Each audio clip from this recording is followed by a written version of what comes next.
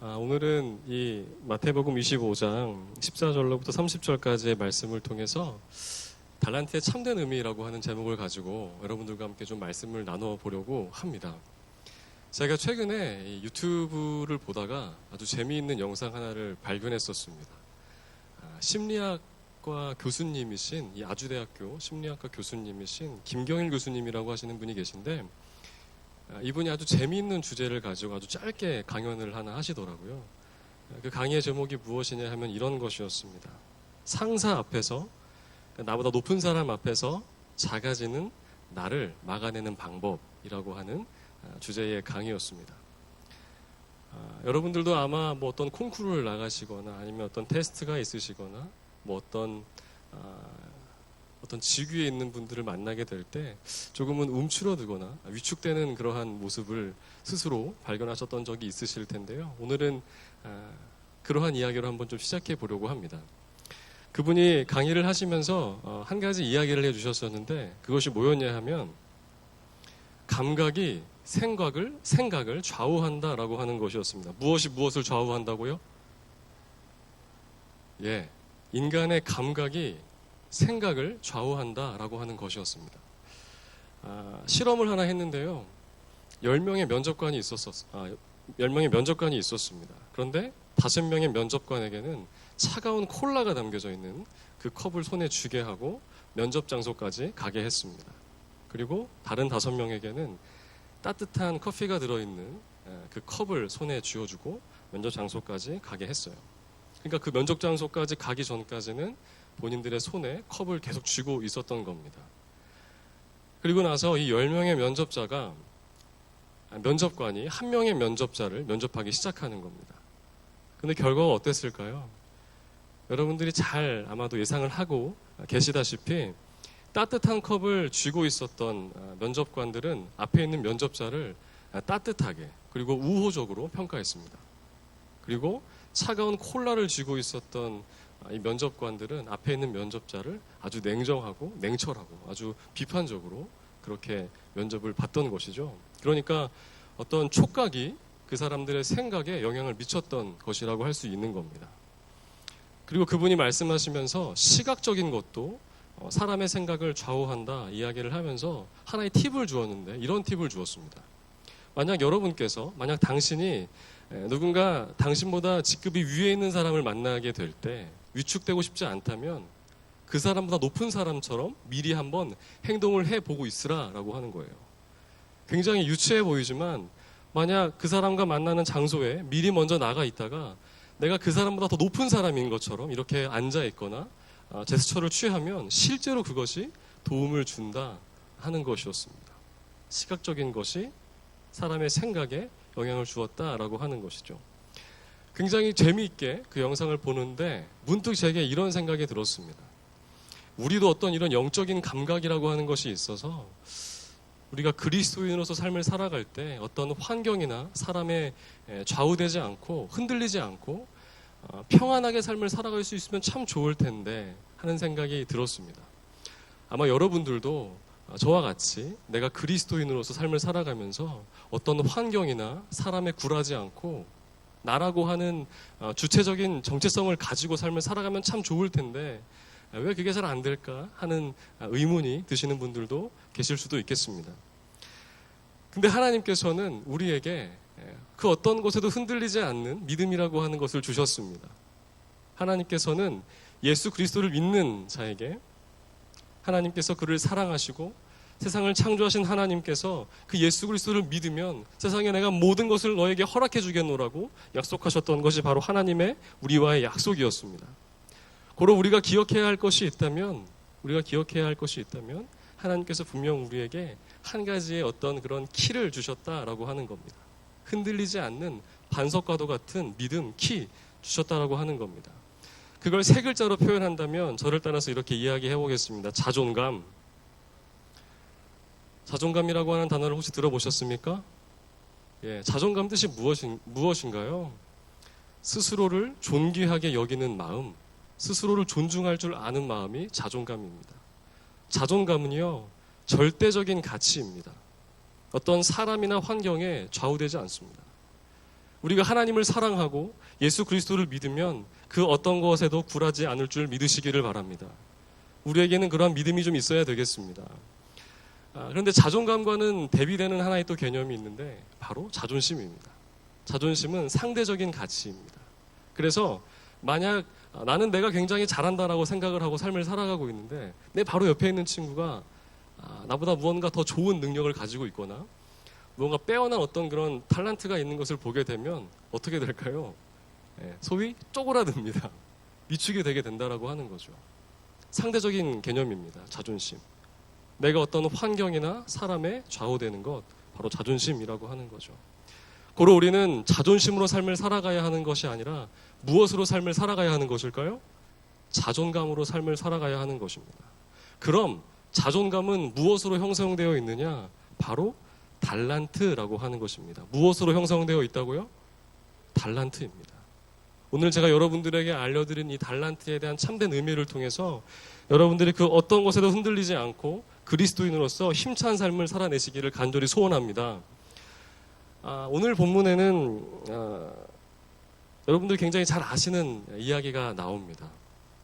한 주인과 3명의 종에 대한 이야기가 나오는데요. 아마 유년학교, 교회학교를 다니신 분들이시라면 아주 익숙할 만한 본문입니다. 본문의 내용이 이렇습니다. 한 주인이 있었는데요. 이 주인은 아주 돈이 많았던 사람입니다. 그런데 어느 날 갑자기 무언가 출타할 일이 생겼던 것 같아요. 그래서 어떻게 할까? 본인이 가지고 있는 재산이 참 많았는데 이걸 다 싸들고 갈 수는 없는 상황이고 어떻게 하면 좋을까 하다가 자기 밑에 있는 많은 종들 중에서 나름 재능이 있고 유능한 종을 뽑아서 내가 이 사람들에게 내가 가지고 있었던 소유물을 좀 맡겨야 되겠다 했었던 겁니다. 그래서 몇 사람을 부르죠? 3명의 종을 부릅니다. 그래서 한 명의 종에게는 몇 달란트를? 5달란트를 주고 그 다음 종에게 몇 달란트를 줄까요? 2달란트를 줍니다. 그리고 마지막 한 종에게는 1달란트를 쥐어줍니다. 그리고 나서 이제 주인은 마음 편하게 본인이 원래 계획했었던 대로 출타를 하게 되는 거죠. 달란트를 받게 된 종들의 행동이 조금은 가지각색입니다. 5달란트와 2달란트를 받았던 종은 어떻게 움직이는지 혹시 다들 아시겠지만 열심히 성실하게 일하기 시작합니다. 본인에게 맡기신 그 달란트를 가지고 아주 열심히 성실히 일합니다. 그런데 어찌된 영문인지 1달란트를 받은 종은 그 달란트를 받자마자 어떻게 해요? 땅속에 묻어둡니다. 그리고 오늘 본문에 나와 있듯이 두려워했다라는 그 기록이 된 대로 아주 조금은 졸이는 마음으로 주인이 오기만을 기다립니다. 시간이 흐르고 나서 주인이 다시 집으로 돌아옵니다. 그리고 가장 먼저 무엇을 생각하게 되었을까요? 달란트를 가장 먼저 생각하게 되었겠죠. 돈 중요하잖아요. 그렇죠? 물질 중요하잖아요. 그러니까 본인에게 가장 중요한 가치 중에 하나인 물질을 확인해야 되니까 달란트를 맡겼던 종을 다 같이 부릅니다. 그리고 주인 앞으로 종이 다 나옵니다. 한 명 한 명과 이제 결산하기 시작하는 겁니다. 5달란트를 받았던 종을 불렀습니다. 종아, 어떻게 지냈니? 잘 지냈니? 너 어떻게 지냈어? 그리고 내 달란트 어떻게 했니? 묻는 겁니다. 그 이야기를 들은 5달란트를 받은 종이 주인에게 이렇게 이야기합니다. 주인님, 제가 주인님이 저에게 맡겨주신 5달란트를 가지고 아주 열심히 성실히 일했습니다. 그래서 주인님이 제게 맡기셨던 5달란트를 똑같이 더 남겨서 여기 10달란트를 가지고 왔습니다. 이야기하는 겁니다. 만약 여러분들이 주인이었다면 어떻게 하시겠어요? 너무 좋았겠죠. 한박 웃음을 지으면서 야, 너무 잘했다. 네가 진짜 고생했겠구나. 너 어떻게 일했니? 너 어디에서 일했니? 이야기를 하면서 막 칭찬해 주는 겁니다. 잘했다. 착하고 충성된 종아. 내가 다음 너에게 더 큰 일을 좀 맡겨야 되겠다. 너무 행복해졌습니다. 그 종이 물러간 이후에 이젠 2달란트를 맡겼던 종을 부릅니다. 그리고 똑같이 묻죠. 종아, 잘 지냈니? 너 뭐 하고 지냈어? 묻다가 이제 근본적인 핵심 질문을 하는 겁니다. 내 달란트 어떻게 했니? 묻습니다. 그러자 2달란트를 받았던 종도 마찬가지로 주인님, 제가 주인님 제게 맡겨주신 그 2달란트를 가지고 아주 열심히 일했습니다. 그래서 맡겨주셨던 2달란트에 똑같은 2달란트를 더해서 총 4달란트를 이렇게 가지고 왔습니다. 다 주인님 겁니다. 주인이 너무 좋아했습니다. 한바구음을 지으면서 이야 너무 잘했다. 착하고 충성된 종아. 너무 고생했겠다. 내가 너에게 앞으로 더 큰 일을 맡길게. 칭찬해 줍니다. 근데 이제 한 명과 결산을 하려고 하는데 저기 한 달란트를 맡겼던 종이 서 있습니다. 근데 왠지 겉으로 보기에도 이 한 달란트를 받은 종은 무언가 조금은 고개를 푹 숙이고 있는 것이 심상치가 않은 겁니다. 불렀습니다. 묻는 겁니다. 한 달란트를 맡겼던 종에게 종아 잘 지냈니? 내가 맡겼던 달란트 어디에 있니? 어떻게 됐니? 묻는 겁니다. 그 전에 5달란트를 맡겼던 종과 2달란트를 맡겼던 종이 곱절에 달란트를 맡겼을 테니까 한층 기대감이 있었을 것입니다. 근데 돌아온 대답은 다음과 같았습니다. 주머니에서 꺼내서 달란트를 꺼내는데 그 달란트에는 흙이 가득 묻어 있었습니다. 그리고 주인에게 이렇게 이야기를 하는 겁니다. 오늘 본문 마태복음 25장 24절로부터 25절까지의 말씀인데요. 우리 같이 함께 읽어보도록 하겠습니다. 시작. 한 달란트 받았던 자는 와서 이르되 주인이여 당신은 굳은 사람이라 심지 않은 데서 거두고 해치지 않은 데서 모으는 줄을 내가 알았으므로 두려워하여 나가서 당신의 달란트를 땅에 감추어 두었었나이다. 보소서 당신의 것을 가지셨나이다. 이 사람이 이야기하는 게 무엇이에요? 주인님, 저는 주인님이 굳은 사람인 줄 알았습니다. 심지 않은 데서 거두고 해치지 않은 데서 모으는 줄을 내가 알았으므로 이 달란트 꽁꽁 땅에다가 꼭꼭 숨겨놨다가 이제 꺼내드립니다. 자, 여기 당신 거 받으세요. 이렇게 이야기했던 겁니다. 그러자 주인이 뭐라고 이야기합니까? 아주 분노하면서 이 악하고 게으른 종아, 내가 너에게 맡기지 말 걸 그랬다.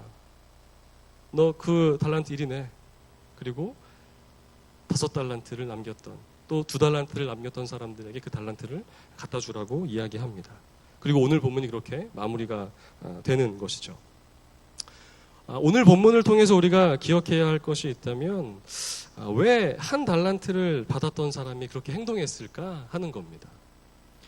2가지에 대해서 한번 생각을 좀 해봐야 되겠습니다. 우선 그가 받은 한 달란트가 과연 가치가 적었던 것일까? 여러분들 잘 아시다시피 한 달란트의 가치가 적습니까? 많습니까? 많습니다. 한번 인터넷으로 한번 서치를 해보세요. 당시 한 어떤 일반인 노동자의 품삯으로 약 한 15년치에 해당되는 어마어마한 양의 달란트였습니다. 결코 작았던 게 아니란 말입니다. 혹자들은 아마도 이 사람이 2달란트를 받았던 사람과 5달란트를 받았던 사람과 스스로를 비교하면서 비하했기 때문에 아마 일을 하지 못했었을 것이다라는 사람도 있는데 글쎄요. 그거는 잘 한번 더 고민을 해봐야 되겠습니다. 아무튼 이 사람이 받은 한 달란트의 가치는 결코 적은 것이 아니었습니다. 그럼 이 사람이 왜 이렇게 행동했던 것일까요? 우리가 조금 전에 읽었던 24절과 25절에 그 해답이 나와 있습니다. 이 한 달란트를 받았던 종은요, 주인을 과정보다는 결과를 중요하게 생각하는 사람이라고 생각했습니다. 무엇이 무엇보다 중요한 사람이라고 생각했다고요? 주인이 과정보다는 결과를 더 중요하게 여기는 사람이라고 생각했던 겁니다. 24절을 보시면 이렇게 기록되어 있죠. 당신은 굳은 사람이라 심지 않은 데서 거두고. 아니 어떻게 심지 않은 데서 거둘 수 있겠습니까? 심지 않았는데 어떻게 거둘 수 있겠어요? 고로 이 말은 결과를 중요하는 사람이라고 생각을 했다라고 하는 겁니다. 또 해치지 않은 데서 우리가 무언가 어떤 곡식을 재배할 때 이렇게 막 해치지 않아요. 흔들잖아요. 그 이야기입니다. 해치지 않은 데서 모으는 줄 내가 알았다라고 하는 겁니다. 그러니까 이 한 달란트를 받았던 종은 주인이 과정보다는 결과를 중요하게 여기는 사람이니까 함부로 이 돈을 쓸 수가 없었던 겁니다. 그래서 혹시 이 돈을 누가 훔쳐가면 어떡하지? 내가 이 달란트를 가지고 혹 잘못되면 어떻게 하지? 하는 그 불안함, 두려움 때문에 땅에 깊이 묻어두고 주인이 오기만을 그렇게만 아주 그냥 마음을 졸이면서 기다리고 있었던 것입니다. 그럼 하나님은 오늘 이 주인의 모습을 통해서 우리가 하나님과의 우리와의 관계를 좀 생각을 해봐야 되겠습니다. 여러분이 생각했을 때 하나님은 과정을 중요하게 여기시는 분이라고 생각하십니까? 아니면 결과를 중요하게 여기는 분이라고 생각을 하십니까? 네, 하나님은요, 결과보다는 과정을 중요하게 생각하는 분인 줄로 믿으시기를 바랍니다. 하나님은 있잖아요, 정말 결과보다는 과정을 중요하게 여기는 분이십니다. 오늘 본문을 보시면 아시겠지만 이 주인이 5달란트를 맡겼던 종과 2달란트를 맡겼던 종을 보면서 기뻐했던 이유는 그들의 결과물이 좋아서였어가 아닙니다. 그들이 맡겨준 그 재능에 따라 맡겨주었던 달란트를 가지고 열심히 성실하게 과정에 아주 충실했기 때문에 주인이 그들을 칭찬하고 내가 앞으로 너에게 더 큰 일을 맡겨줘야 되겠다 격려했던 것입니다. 근데 우리는 때로는 이렇게 생각하는 거죠. 내가 왜 이렇게 가진 게 없을까? 내가 무엇을 남길 수 있을까? 때로는 낙심하고 좌절하는 시간을 우리가 보낼 때가 있다는 말입니다. 마치 오늘 1달란트를 받았던 사람처럼 말입니다. 오늘 이 본문이 주는 교훈이 있다면 마치 이런 겁니다. 하나님께서 때로는 우리에게 주신 달란트가 적어 보일 수도 있습니다. 우리는 어릴 적부터 남들과 비교하는 것을 좀 즐겨하며 자랐잖아요. 그렇죠? 내가 가진 달란트는 분명 요만큼인데 굉장히 행복한데 어느 순간 다른 데 가보니까 우와, 나랑 같은 달란트를 가진 사람처럼 보이는데 이만큼 가진 달란트를 사람 보면 마음이 어떠세요? 낙심하고 좌절하고 원망합니다. 하나님, 왜 저에겐 이만큼의 달란트만 주셨습니까? 하고 원망할 때가 있다는 말입니다. 그런데 여러분 반드시 기억하셔야 되는 사실이 오늘 이 본문에 나오는 가장 적은 달란트를 받았던 1달란트를 받았던 사람 있잖아요. 그런데 그 1달란트의 가치가 결코 적지 않았다는 사실입니다. 고로 여러분들이 생각했을 때 여러분들이 가지신 그 달란트의 양이 난 너무 적어 라고 오해하실 수도 있지만 절대 그렇다라는 게 아니다 하는 것입니다. 여러분은 결코 적은 달란트를 가지고 있는 것이 아닌 줄 믿습니다. 두 번째로 이야기할 것이 조금은 중요합니다. 좀 어려울 수도 있는데요. 여러분들에게 그래도 좀 설명을 해줘야 되겠다 하는 생각이 들어서 이야기를 좀 하겠습니다. 우리가 하나님께서 좋습니다. 결과보다는 과정을 중요하게 여기신다 하는 거 다 이해했다라고 한번 가정해 보겠습니다. 근데 우리가 삶을 살아가다 보면 제가 아까 좀 전에 말씀을 드렸다시피 분명 내가 객관적으로 봤을 때 아니면 다른 사람들이 나와 그 사람을 봤을 때 이건 누가 봐도 나보다는 이 사람의 달란트가 더 뛰어나다라고 여겨질 때가 있습니다. 그렇죠? 이걸 부인하는 건 회피하는 것이라고 생각을 할 수가 있는데 분명 내 눈으로 봤을 때는 내가 가진 달란트가 더 적게 느껴져서 분명 저 사람은 많아 보여서 하나님을 볼 때, 하나님을 향할 때 하나님 이건 좀 불공평한 거 아닙니까?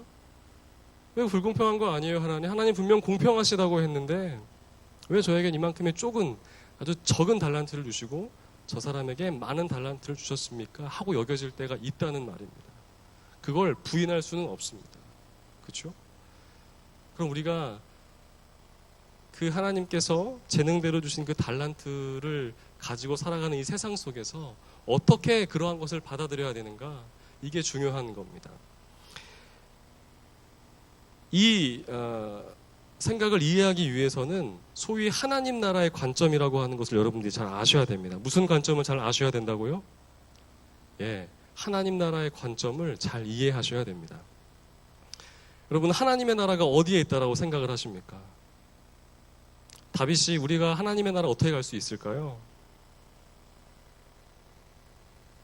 네? 예수님 믿으면 갈 수 있습니까? 그럼 하나님 나라가 어디 있다라고 생각하세요?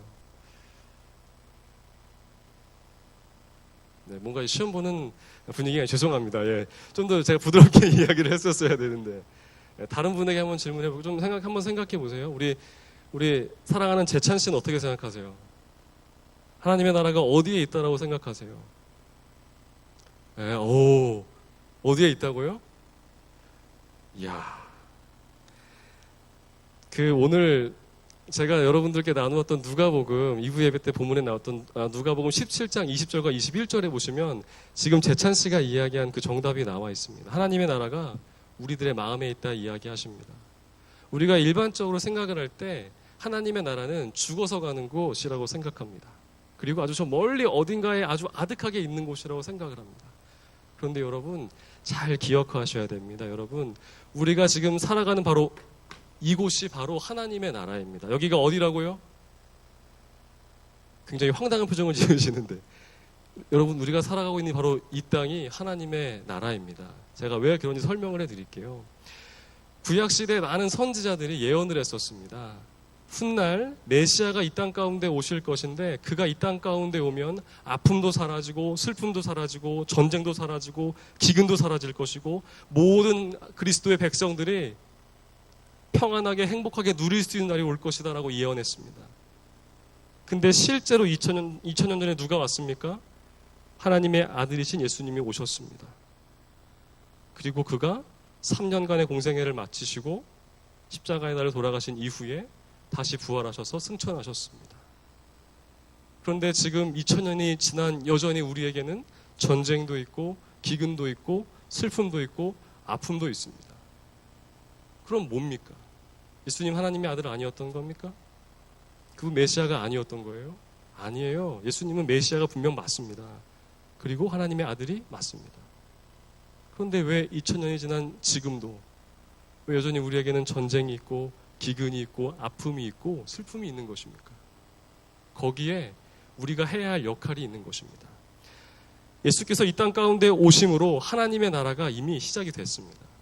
예수님이 이 땅 가운데 오심으로 하나님의 나라가 이미 시작이 됐고 예수께서 다시 언젠가 이 땅 가운데 오실 텐데 예수께서 다시 이 땅 가운데 오시는 날 하나님의 나라가 임한다라고 했습니다. 그러니까 다시 오실 하나님의 나라가 이렇게 오고 있는 것이고 우리가 만들어갈 하나님의 나라가 이렇게 가고 있는 겁니다. 그러니까 언젠가 예수께서 이 땅 가운데 오실 때 우리가 만들어갈 하나님의 나라와 예수께서 미리 예정해 놓으신 그 하나님의 나라가 만나게 되는 그 시점이 바로 있다라고 하는 거죠. 따라서 그럼 우리 역할이 무엇일까요? 얼룩져 있고 상처가 있고 죄로 가득한 곳을 우리가 하나님의 창조의 도구로서 재창조를 이루어가는 역할이 우리에게 있는 것입니다. 하나님은 우리를 통해서 새롭게 이 땅을 창조하기를 원하시는 것입니다. 2000년이 지난 지금도 여전히 우리에게는 전쟁이 있고 기근이 있고 다툼이 있고 슬픔이 있지만 그런 우리를 통해서 포기하지 않으시고 세상의 모든 열방들이 다 하나님을 바라보는 그 날까지 그래서 선교가 중요한 것이고 전도가 중요한 것입니다. 그래서 우리가 지금 살아가는 이곳에서의 삶이 그래서 중요한 것입니다. 만약 우리가 죽어서 가는 곳이 하나님의 나라라고 한다면 이 땅이 하나님의 나라와 관련이 없는 곳이라고 한다면 우리는 굳이 여기에서 열심히 살아갈 필요가 없는 겁니다. 그냥 다 정리하고 다 교회 들어와서 말씀 보고 그렇게 삶을 살아가면 되는 겁니다. 가족 내팽개치고. 근데 그거 아니라는 겁니다. 하나님의 나라를 우리가 함께 다시 건설을 해 나아가야 된다라고 하는 것입니다. 여러분 굉장히 중요한 개념 중에 성화라고 하는 단어가 있습니다. 한 번쯤 들어보셨죠? 들어보셨습니까? 여러분 성화라는 단어가 무엇입니까? 성화. 성화가 뭐예요? 기본적으로 일반적으로는 예수님의 성품을 닮아가는 것이라고 우리가 잘 알고 있습니다. 그렇죠? 좋은 그리스도인이 되는 것. 그런데요, 더 궁극적으로는 성화가 무엇이냐? 그 하나님의 나라를 이루어 가는데 내가 하나의 한 조각임을 깨달아 알아가는 것, 그게 바로 성화입니다. 내가 이 엄청난 하나님의 나라를 만들어 가는 데 있어서 한 조각임을, 내 삶이 그 한 조각임을 깨달아 알아가는 것, 그것이 바로 성화라고 하는 개념입니다. 그럼 이제 다시 한번 생각을 해봐야 되는 겁니다. 우리는 서로 경쟁해야 되고 서로가 서로를 밟고 일어서야 될 존재가 아니라 하나님의 나라를 함께 세워가야 할 동력자인 줄 믿으시기를 바랍니다. 그러니 때로는 누가 나보다 달란트가 더 있을 수 있습니다. 때로는 내가 봤을 때 내가 없는 달란트가, 내가 바랐던 달란트가 나는 없는데 저 사람은 있을 수 있는 겁니다. 그런데 우리가 낙심하거나 질투하지 말아야 할 이유는 우리가 함께 하나님의 나라를 이루어가는 한 조각들이기 때문에 그렇습니다. 그리고 우리에게 주어진 달란트 때문에 낙심하거나 속상해야 할 일이 일어나지 않았으면 좋겠습니다. 달란트에 대한 이야기를 하다 보면 실은 한도 끝도 없을 겁니다.